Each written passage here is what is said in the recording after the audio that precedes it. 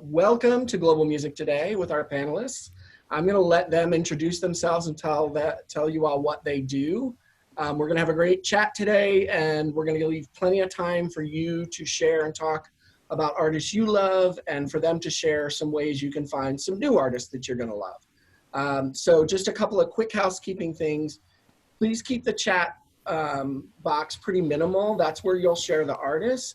For the questions and answer, make sure that you use the Q&A button, which is down just about in the middle of your screen at the bottom of your Zoom screen. So if you put your questions in there, I'll make sure to make note of them, and we'll pass them on to the panelists when we get there. Okay, so let us get started. And again, I'm going to have the panelists introduce themselves. So let's start with Marié, and tell us who you are and what you do, and then, gentlemen, you can follow. All right. I appreciate ladies first. My name is Marié Abe. I'm an associate professor of music in the Department of Musicology and Ethnomusicology at BU. And my research has been primarily in Japan, although I also work in across Japan and also different parts of the world, including Ethiopia in my recent project. I am also an artistic director of the Global Music Concert Series and BU Global Music Festival. I started the Global Music Concert Series when I came to BU in 2011, and then in 2018, in collaboration with TIE's BU Arts Initiative, we've been programming, and of course together with Brian as our producer, we've been programming really exciting large-scale music festivals, and this will be our third year. And I guess I should quickly say that I've been on the sort of so-called world music tour circuit as a performing musician by myself. I play the accordion with Debo Band, which is a sort of Ethiopian groove collective based in Boston.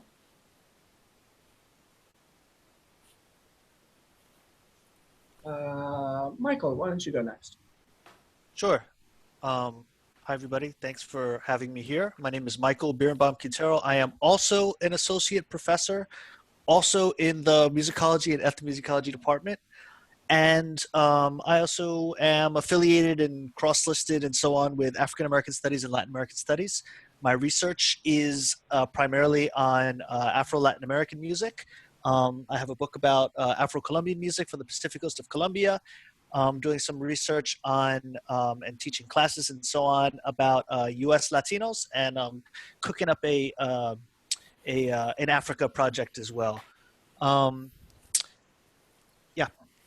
Oh, I also do consulting and different types of work in Colombia, both with the Colombian State, the Colombian Ministry of Culture, and the Afro-Colombian social movement, different organizations, and so on and so forth. That's me.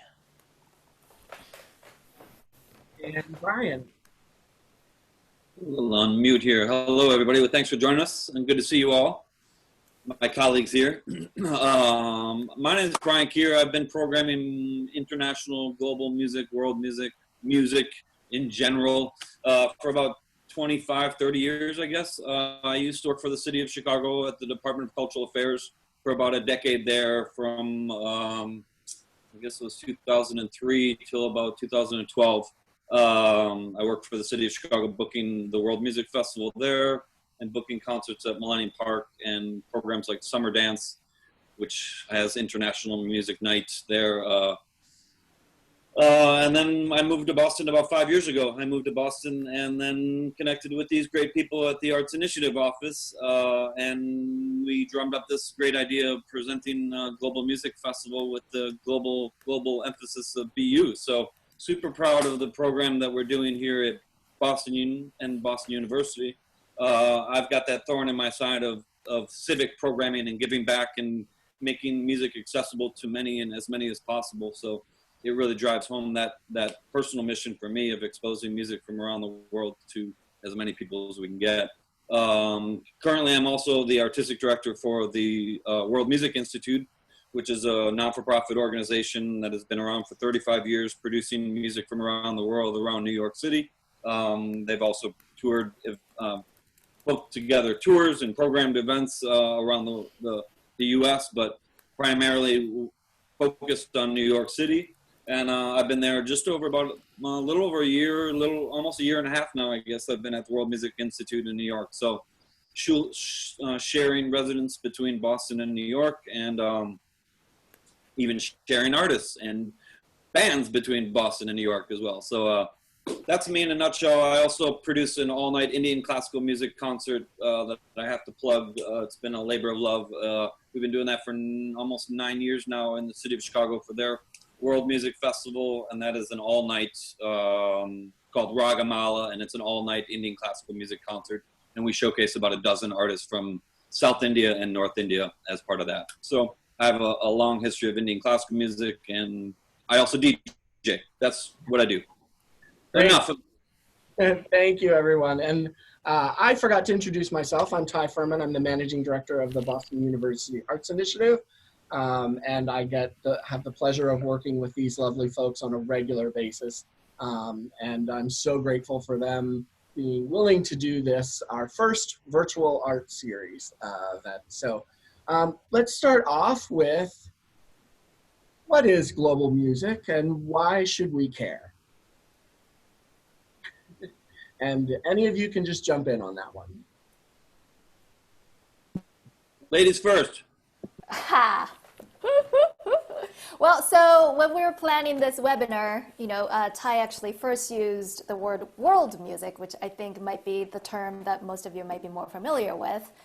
And then as we were planning loosely for this conversation, all of the panelists sort of, had this shared feeling that, well, world music, even though it is the term that widely in circulation, we should actually talk about the history of it and why most of us actually seem to prefer the term global music as an alternative. So I can kind of talk briefly about what I know about the term and my personal reason for using the term global when I started the Global Music Concert Series in 2011 and then again in the festival 3 years ago.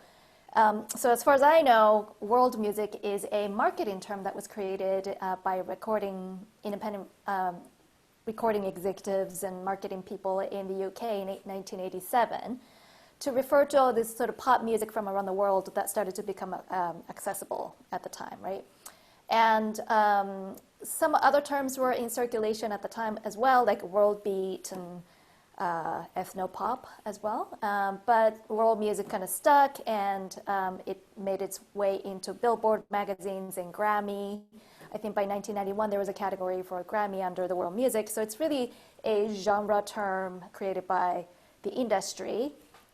And then maybe Michael can kind of get into ways in which why he finds it problematic. And there's been a lot of conversation problematizing that term amongst ethnomusicologists, but I don't know how deep into that we should get into, but jumping right into global music.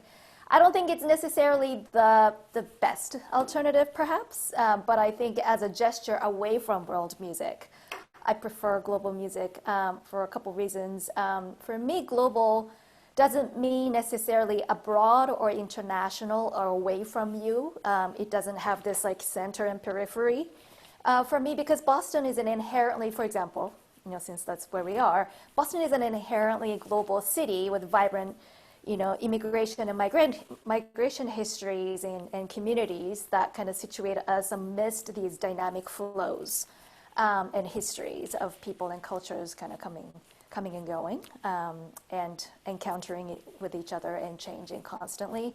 And for me, global refers to that, all of that, which then as a artistic director together with Brian as producer, when we think about programming, we don't just look at artists from abroad. We also want to highlight the vibrant, musical cultures within Boston as well.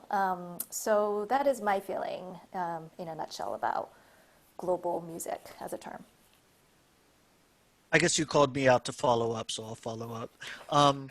Yeah, I mean, one thing that's I think is important about world music as a term is that it kind of works as a genre term, and anybody, even people who work within genres that are established as genres, let alone world music, which is essentially all of the music in the world, right? But even like set genres, people always push back against those terms. Most jazz musicians say that they're playing something else, improvisatory, African American music or something, right?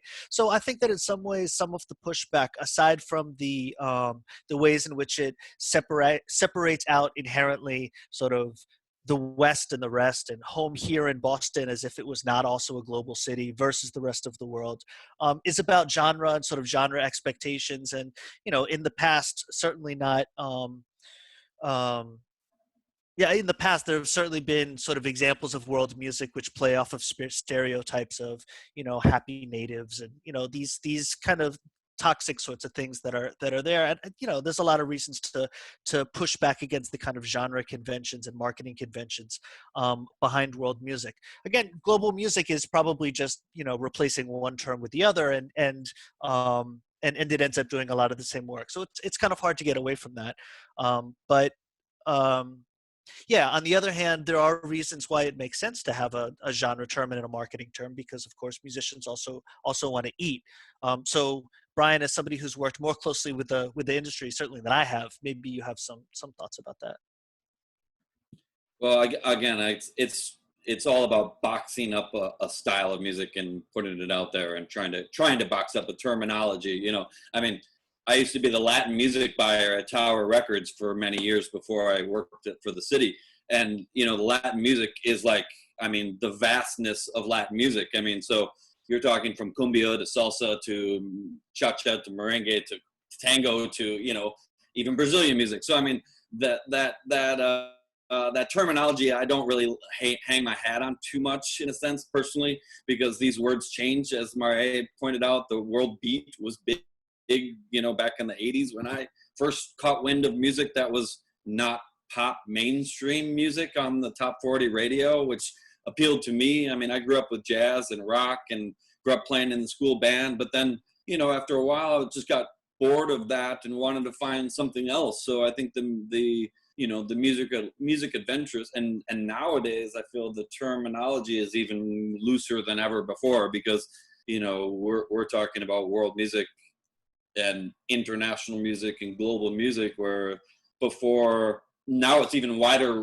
reaching and more styles under that umbrella. I feel, from bachata and electronic from the Middle East or whatever. So I mean, we're talking a whole melting pot of styles. So personally, I don't hang my hat too much on the terminology, and it's been debated and debated and debated again for forever, and it will be for what we call it this decade or what we'll call it next decade. But I mean, music is music, whether it's good music or bad music. And I think Michael made a good point of, I mean, jazz music and classical music is so vast as well. And even opera, do you consider opera as part of classical music and that as well? So these are all just terminologies and, stereotypes, not stereotypes, but, trying to box up a category of music. And it's really the only reason for that is to market it to somebody else, to expose them to somebody else, to turn them on to somebody else. So inevitable, we had to call it something. I'm not a big fan of the world music, but it's kind of what we're stuck with, and it's what most people know now. But I love the global music, because I think it even is replacing one more term ambiguously with another. So why not just keep changing it and keep broadening it, in my opinion. Thanks, everyone. So just to build upon that conversation, for you two who are faculty, and for Brian, who, your living is really programming this work, like, what is it about this music or this genre or this, this box or, whatever you want to call it, that makes it something we would teach at a university and something worth creating festivals around and doing big, like, why is this important? And how do we approach that when you make decisions as an educator or as a programmer? I'll start out this time just so Marié doesn't have to. Um, so, there's a lot of good reasons to think about and to listen to and to pay attention to what I'm going to use as kind of like an ad hoc definition of global music, which is music that you might be unfamiliar with. How's that? That's not necessarily experimental music, um, which is another kind of music which you might be unfamiliar with.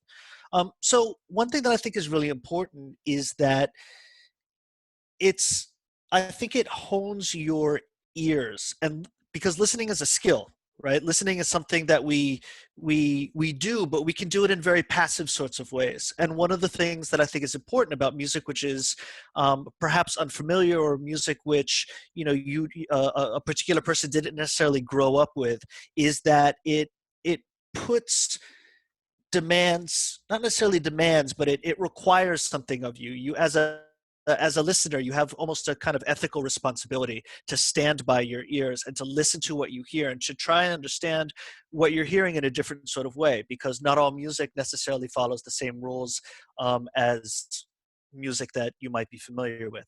Second thing that I think is important about global music is that music always bears the kinds of fingerprints of history. And so there are many different histories in many different places in the world that have different histories, and you can hear that in different types of music. So Bulgarian music has Roman and Ottoman and Slavic and a bunch of other histories in it, and Caribbean music has the whole sort of story of colonization in the New World, and so on and so forth. And so it's really important to be able to see how history manifests itself in the ways in which people approach things like music. And then the last thing I want to say about global music um, and the way that it's set up is that music is, among other things, a way of organizing people, right? Such that everybody that's in a musical ensemble is doing something. And there's a lot of different ways to sort of set that up. There's a lot of different ways, a lot of almost models for being part of a community, of being an expert or being a beginner, um, of learning by sitting next to someone else while they do something. I think that there's a lot of ways in which the multiplicity of ways in which humans have figured out how to organize themselves can be manifested in all of the different types of musical ensembles that exist in the world, from a symphony orchestra to which is sort of under the baton of a conductor, to solo instrumentalists, to amateur musicians. There's a million different ways to do it, and so we can see all of these different things when we look at different types of music, global music. Quickly to piggyback on what Michael said, I think to add a couple of one sort of overlapping point and then a second point would be to say, in the mission statement, when I expanded the mission statement for Global Music Concert Series into the Global Music Festival together with Brian and Ty, it was important for us to invite these artists from Boston and from abroad, and also have them provide workshops and opportunities for the concert goers to interact directly with musicians, was because I'll read it from our mission statement: through exploration of diverse musical cultures, BU Global Music Festival offers a chance for the audience to experience and understand human sameness and differences across cultures, and aspires to develop an interest, respect, and engagement with our neighbors near and far through musical performances and education. And I think this, human sameness and difference, that's kind of what got me into anthropology and ethnomusicology when I was super young. It's so easy to kind of romanticize music as a universal language, but in fact, I think I don't believe in that personally. I always open up my classes with that question: is it really? But it's just like food, right? It is a way of feeling rootedness, feeling heritage, knowing your heritage, sharing your heritage, and I think it opens up a way to,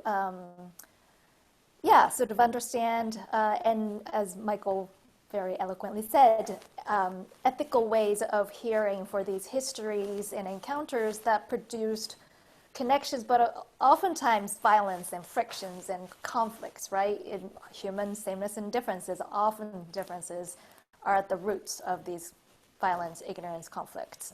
So I think to understand on the broader level too, how we understand the world today or in the past. How can we understand the world today without knowing the past? And the music is an unexpectedly familiar and accessible entryway to ask these questions. And then secondly, one might be able to say, if we extend our conversation of what global music means, we might say, well, everything is global music, right? So why are we not programming everything? Like, why don't we have Beethoven? And the reason why I think we are, this is kind of where we are sort of abiding by this marketing genre term of what world music means. And we did delimit types of music in the mission statement as folklore, vernacular, popular, and traditional types of musics. And that is why the reason behind that is, for me, there's always been institutional support for certain types of music, at least where we live here in Boston, in North America. There's been plenty of opportunity and resources for Western art music. Boston has had symphony halls or ballet, right? But these vernacular forms of music from around the world, it's really hard for them to have infrastructural support to be audible and accessible to the wider audience. And so that is another reason I think in terms of programming, it's important to highlight global music. Brian, want to follow up? Just to jump in, to follow up with both of those points, or both of those conversations are great points. Music, it's just what music does. Music is a healing. Music can work as so many different things. Global music, I feel it's really brings us all an understanding of one another, in a nutshell. So, I can't really put it much more elegantly than these two have already put it, but music really is a tool to bring us all together and understanding cultures from around the world.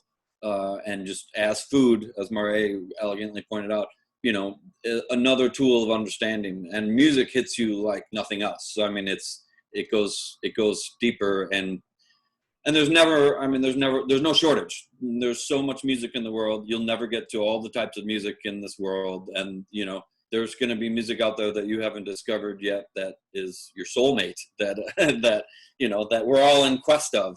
So that's what I'm on, is that all thirsty ears, always hungry for more, and always wanting to learn. I certainly, these two are scholars and actual professors. I'm a what I call a ghetto ethnomusicologist of schooling myself and all of that for years, but it's like always in search and trying to expose the other music that is, and be the champion of the music that doesn't get championed.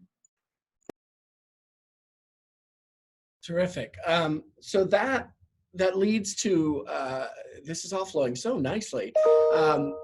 If you could each talk briefly, if you can, and maybe Brian, you start this one out because you're more directly in the booking business and touring. We're in a really weird place right now with coronavirus, COVID-19. How have you seen this impacting music in general, artists, and in particular the kinds of music that we're talking about? It's devastating right now, as we can all imagine. These venues, performing arts places, everything's all in question and up in the air. It's having a ripple effect, though, for international bands looking to come to the U.S., which is not happening now. One show would cancel, and it's like a domino effect. If that show isn't part of that puzzle, then that whole tour is collapsed. So it's really, one venue will pull out of a tour, and these tours, these aren't like major artists and household names. So every gig counts, and every gig is probably even not enough to make the tour worth it. But these are all the steps that a lot of these artists have to get through to get into the U.S. Personally, we've had artist visas tied up. We've had to cancel about 17 concerts for our season so far of the rest of this season. And with that, we've had artists who have been tied up in visas who, got their visas approved, but certainly can't even come now. So what happens with those dates, and, will they have to refile for new dates, and will the Homeland Security slide on dates and things like this? So it's causing all sorts of ripple effects that nobody really knows. In addition to dates of venues trying to rebook and reschedule canceled dates of when they can open again and hopefully happen. I mean, one huge news that I just got word of yesterday was that Folk International, it's a big international music conference and panels and showcases and all of that, and that's a international folk conference, is canceled in February of 2021 already, which as of this morning was like a big news, because that's farther out than most festivals and other performing arts centers and other places are canceling. So we're all trying to watch how this reopening is, but we keep hearing bad news of no venues, more than 250, or so it's unlike 9/11. I mean, I was programming events right around 9/11, and I was actually working with the World Music Festival folks there, and there, was a debate if we should have the World Music Festival, and this is 2 weeks after September 11th, and the consensus was, yes, the music must go on. We have to serve, and now more than ever, bring people together through music and international music and let music heal.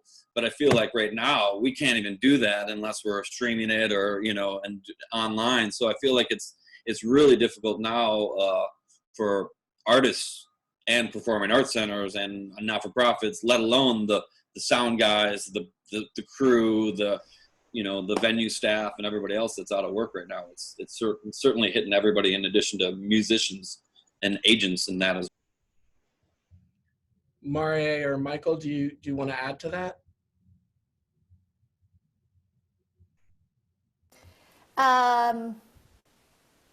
Well, I think it really, I think Brian pretty much captured really the latest, and especially really from the inside perspective, right, of economically how it's affecting the presenters and agents and performers. I guess just from a musician's perspective, I think also it's impacting just on the existential level, right? I mean, confinement is difficult on everybody, but especially music is, unless you're, exclusively a soloist, it is something that you can't do online really synchronously. And I know that it has been really creating not only economic and practical, but really artistic, creative, existential angst and frustration among musicians to not have that visceral co-presence that's so key of making music together, and also listening to music live. And sure, there's some video editing or a cappella apps and stuff, but it's just not the same. And then there was another thing that I wanted to add, but it's escaping me, so give it to Michael. Yeah, it's bad for musicians all over the place, and I think that for musicians that are imagining, for example, that live in the developing world and imagine places like Europe and the United States and touring as a way to make their daily bread. It's really complicated, and it's not only complicated, it's worth saying, because of COVID-19. It's also complicated because of visa issues and political issues and the rest. That said, and leaving aside, the very, very important issue of how people eat and support themselves, which is absolutely essential, I do want to say that people are, as Marié said, continuing to make music, right? That there are things that are happening. There are ways in which people are able to collaborate. Of course, non-musicians may not know this, but certainly musicians do, is Zoom doesn't work for music. You can't play with people at the same time. There's always a lag, right? So Zoom is great, or Skype or what have you, are great for a lot of things, but not necessarily for playing music with each other in real time. But that said, musicians are finding ways to do a couple different things that I've noticed. One of my WhatsApp communities from Colombia, people are starting to kind of release half-baked things, sort of things that they are working on in a way that I don't think musicians necessarily were exposing themselves to each other in that sort of way before. Like, here's a song that I'm working on. Here's what me recording it in my basement. What do you guys think? Right? Which I think is interesting. I think that's an important, it's important. I think that people are starting to see each other's creative processes and starting to sort of think about the processual, the way in which music is made as a process rather than necessarily having these like gleaming sort of products, right? The second thing that I want to say is that people are able to sort of multi-track on top of each other. So I want to actually show you guys an example of this that someone sent me the other day. This is a group, a really popular, really well-known group from Cuba, led by a really wonderful singer and trumpetist called Alexandra Abreu. The group is called Habana de Primera. And so they have this song that's entitled I Want to See You Again / Stay Home.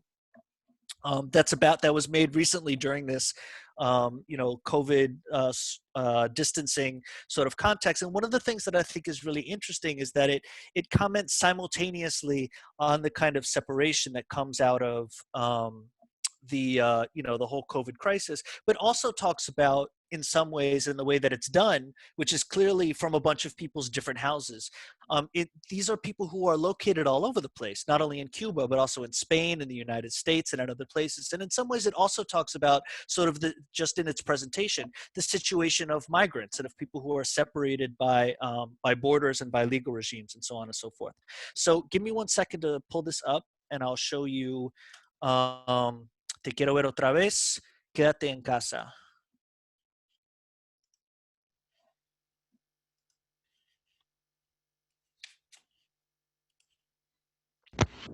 ¡Ya estás ahí!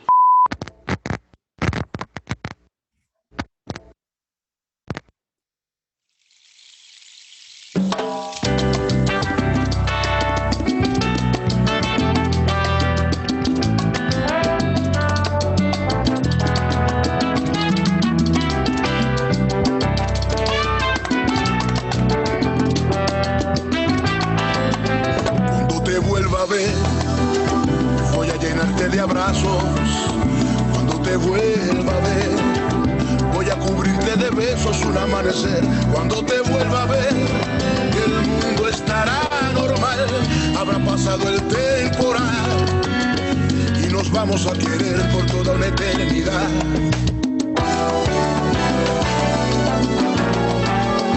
Cuando te vuelva a ver, seré tu mejor sonrisa y tú serás ave que anida sin miedo dentro de mi ser. Cuando te vuelva a ver, amar será nuestro credo, la fe entrará en nuestro hogar y para entonces no tendremos miedo. Quédate en casa y espera que el mundo se tome un respiro. Mira hacia el cielo y All right, for time reasons, I'm going to leave it there. But for me, it was very comforting to see in this video that everybody is living the same way that I am, right? Everybody's living through a screen. Everybody's making music through a screen. Everybody's practicing their religion through a screen. This is something that the entire world is sort of dealing with. And everybody, like the song says, wants to see each other again. So that was very, very comforting for me. Great, thank you so much. There are 2 questions in the Q&A box. If the panelists would take a moment to look at those. One of them is actually sort of directly related to part of what Michael was just saying. So I'm wondering maybe we address the second one first because it's connected to that question. And then we can jump up to the first one. So.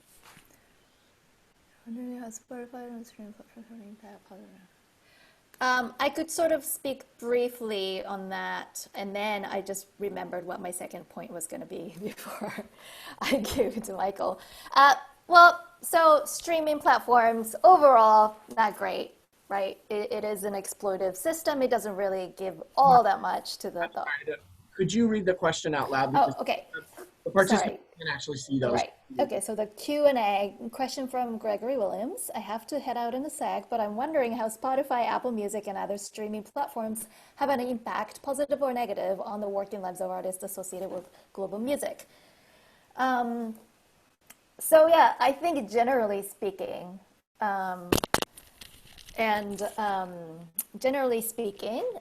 it's an exploited platform. It doesn't really, the return for one play for artists really it's so insignificant.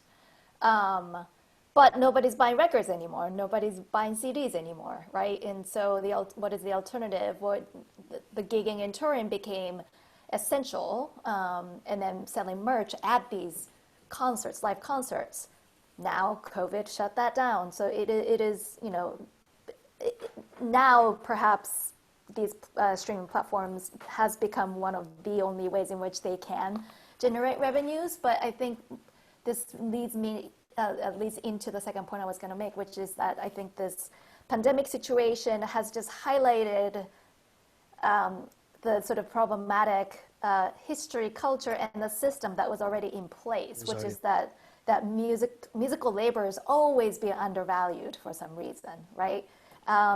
There's so much that goes into being a professional musician, right?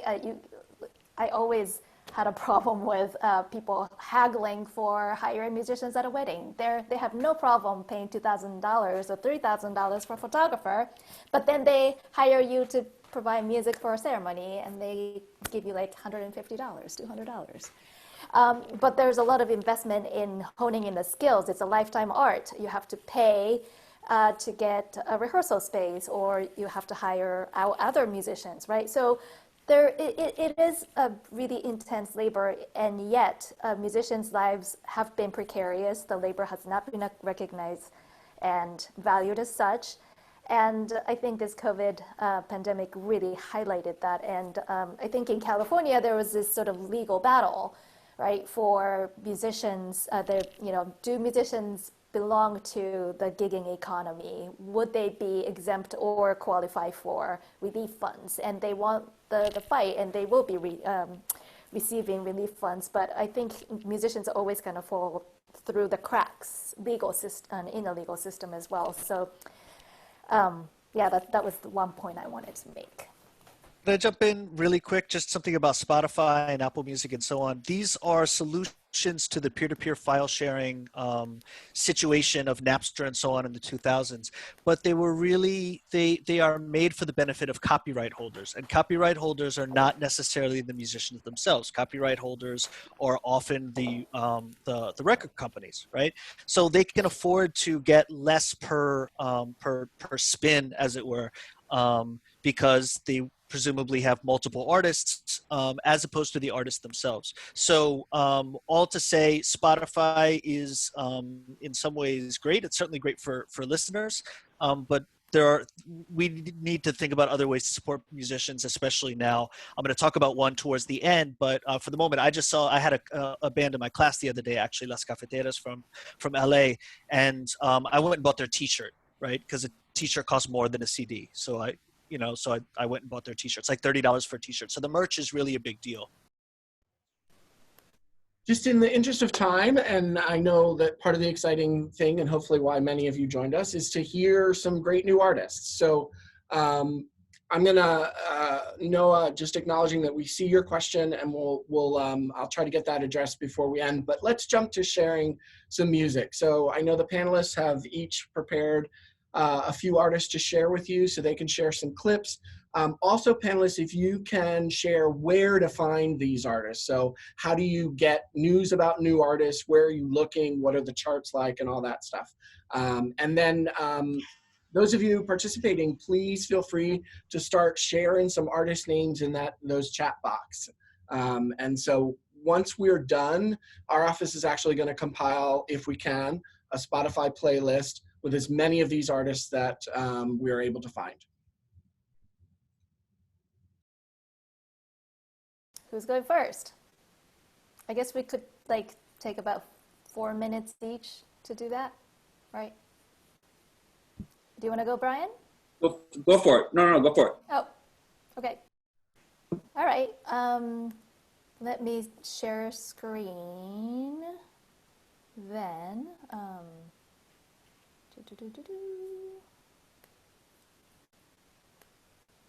Oop. You guys see that? So really quickly, I can start with a couple neat websites. I would say, the best place to go check out world music is live shows. But since we don't have access to that, the second thing I would say is record stores too, and ask, the record store owners. But again, in lieu of that, a couple of pretty neat websites that I sometimes just poke around for fun. There's radio.com, and it's a pretty cool musical time machine across the globe, and you can kind of just explore what kind of music was available in which part of the globe at different times of the history. Another one that's kind of cool is radio.garden. It's a radio garden, and this is like a live website where you can go and tap into any country and then listen to the radio stations available in those places. They don't have all radio stations, but it's kind of a neat way to tune into what people are listening to in those countries. So those are kind of two places online that I think you guys might have fun exploring new sounds. And then the artists that I wanted to highlight first, this is called Oki Dub Ainu Band, indigenous artists from northern Japan and Hokkaido. Ainu is the name of the indigenous peoples there. And it is a husband and wife. Oki is the guy on the right playing tonkori. And I'm just going to play, and then this is a song that he sort of arranged in the style of Jamaican dub based on the field recordings that he found from an elderly tonkori player. It's a pretty cool song.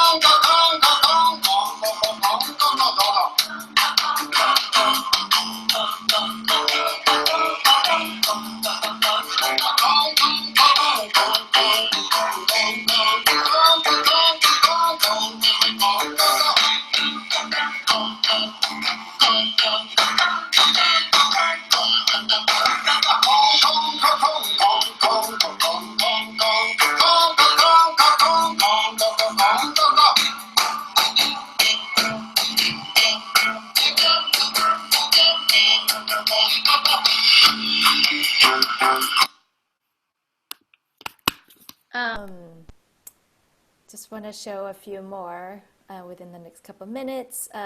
This is another band from Japan. I figured I'll highlight my people, kind of, or people from where I was born and raised. So this is Mio Crusaders, and this is sort of a personal, actually, shout out to Michael, because this is the type of music that is right in between what Michael does and I do. This is a pretty cool band that kind of mixes up, just like Oki, sort of Japanese folkloric folkloric dance music and songs, traditional songs, with cumbia and other types of Latin American music.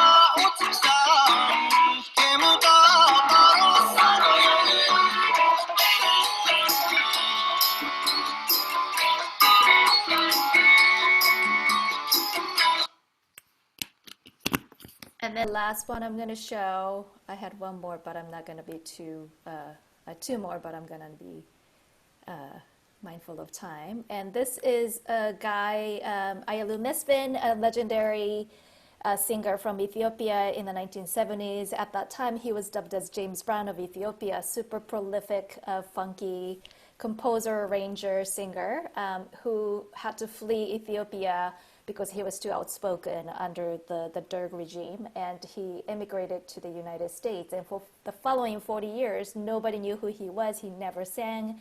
And then just 2-3 years ago, a LA record company owner approached him to re-release his record, remaster and re-release. And the band that I perform in had a chance of backing him up on that tour. And I just love his music, and I think more people should listen to him.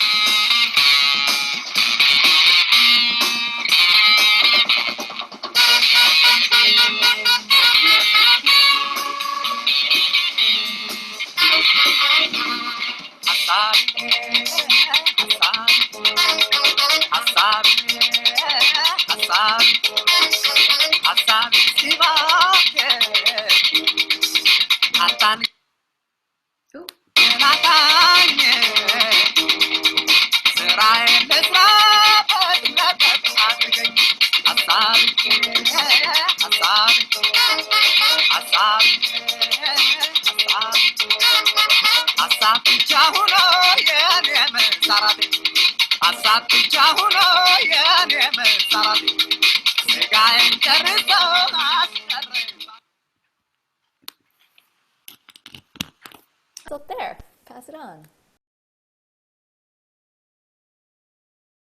All right, one of you guys pick up the mantle.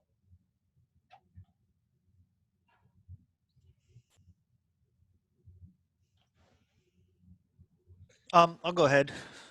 So let me get my screen sharing going. This is many of you may already know this, but I definitely want to shout out Afropop Worldwide, which do a lot of really tremendous work and have for several million years on world music, quote unquote. They have a wonderful sort of podcast series. They're always posting videos. There's a lot that's going on, and they're really sort of deep dives into different types of music, mostly but not entirely from the African continent, and then a bunch of other things. So in part just because they already have it up, I'll show you a group and a particular musician resident in New York from the Dominican Republic, Yasser Tejeda, I'm sorry, and his group Palotre, which basically do sort of like, I don't know exactly how to describe it, sort of fusion takes on Dominican folkloric music, merengue in particular, and its many sort of offshoots. So here's yes,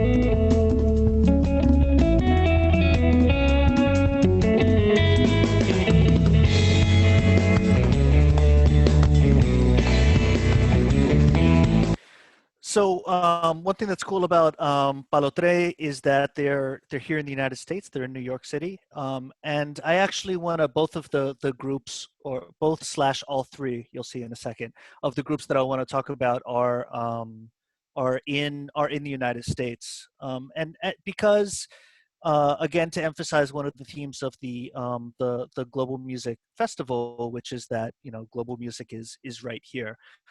And one of the aspects of that, of sort of music being right here, is that These are often musics that are bound into sort of community dynamics, right? So I want to talk about a group that's called groups that's called Bulla en el Barrio. Bulla en el Barrio is a Colombian or Colombian American group of people who sort of formed around a really charismatic, very talented musician from the Caribbean coast of Colombia called Carolina Oliveros.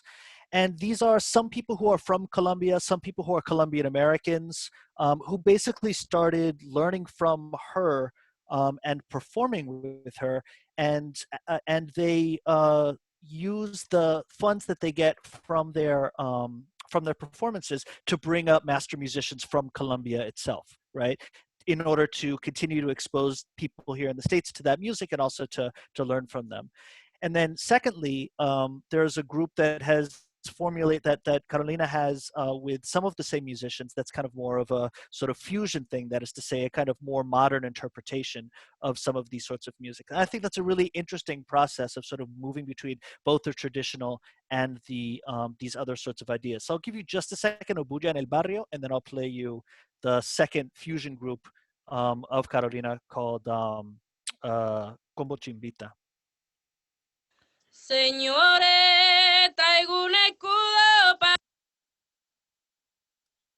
mi tambo.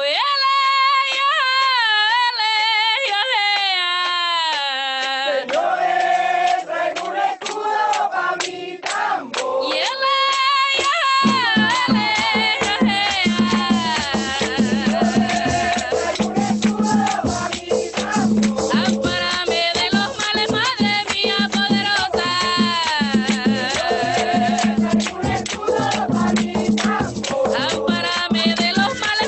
So hard. All right, and then here's Combo Chimbita. I'm gonna not make the mistake that I just made, which is starting everything at the beginning.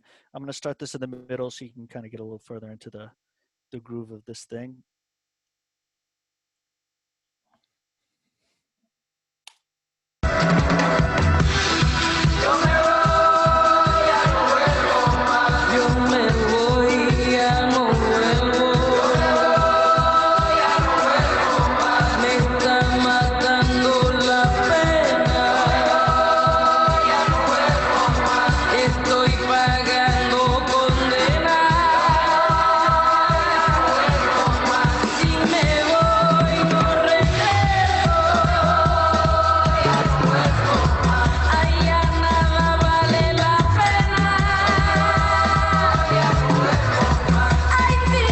Last thing I want to say is that Spotify has some great playlists. They update them as much as I just we all kind of just trash Spotify a little bit. There's one in particular, Electrica Selvatica, that I like a lot, and I'll put the name up in the chat in a second. But I want to give time for Brian. All right, Brian, who you got to share with us? All right. Great stuff. Actually, the Yasar, I met him in New York not long ago, as a matter of fact. Great guitarist. Talented dude. Really talented. Thanks for sharing, you guys. I also should plug it when we're getting on to the on the whole conversation of streaming and all of that.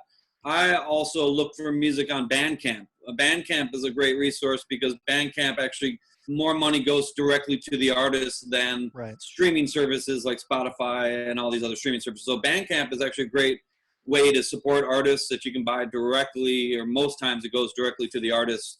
And like Michael said, buy merch now, other things like that.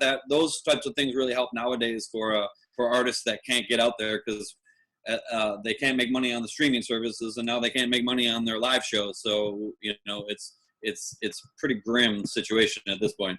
One of the bands that I've been buzzed on since I saw them, and I caught wind of them before I went to WOMAD, the World Music Festival in England last summer, and was digging into this group called the Metalizzo Band, and they're from Mawali, and they're basically like street buskers. And I'll just share it and I'll dig in here. You guys can tap into it yourself, but just a duo that they've recently been kind of making the waves, did their first European tour, played WOMAD, really successful show at WOMAD. It was great. And they're on the radar to get over to the U.S. whenever we clear all this up. But here's Melitza Band.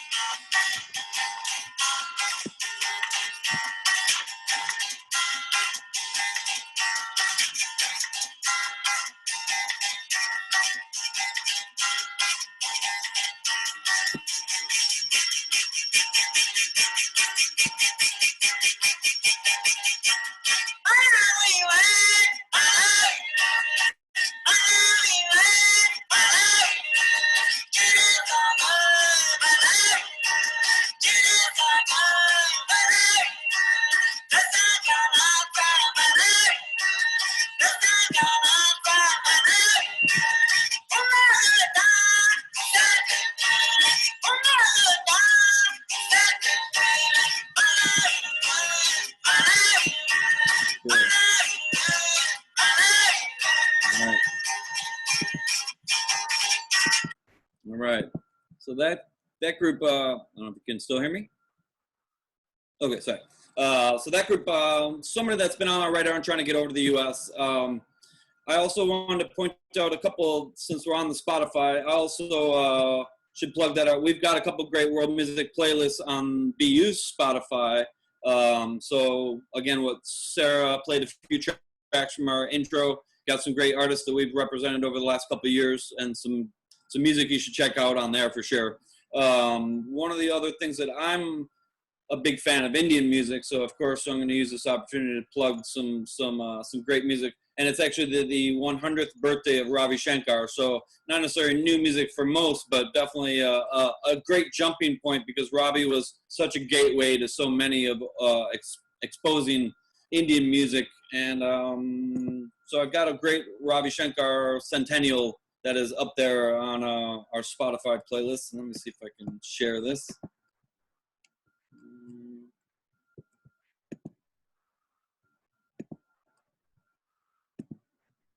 And I'll play a track off of here.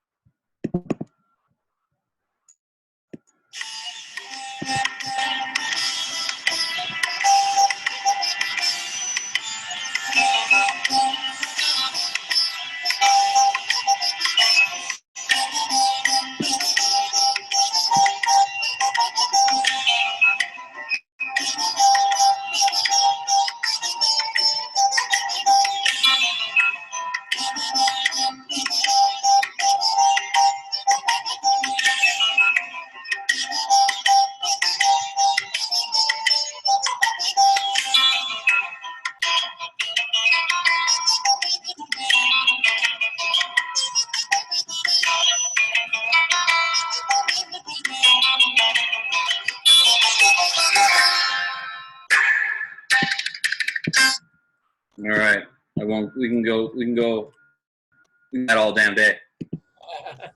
But I figure we could all use some peaceful music, and with Ravi's playlist, that's a good jumping point as well.